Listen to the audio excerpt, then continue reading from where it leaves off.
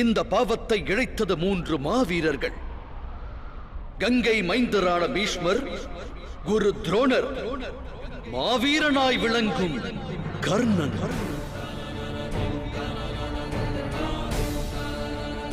தாம் மூவரும் அன்றே தாம் கடைபிடித்த தர்மம் விடுத்து அகிலத்தின் நலன் கருதி இருதயத்தில் எண்ணம் கொண்டிருந்தால் துரியனுக்குள் ஆணவ எண்ணம் தோன்றியிருக்காது, யுத்தமானதும் உண்டிருக்காது.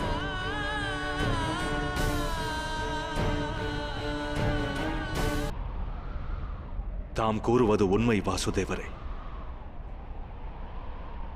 இந்த உலகிற்கு அதர்மிகளால் ஏற்பட்ட நஷ்டத்தை விட பன்மடங்கு தீங்கு தர்மம் பற்றி அறிந்தவர் புறக்கணிப்பால் ஏற்பட்டது. யுத்தம் மூண்டதற்கும் காரணம் அதுவே.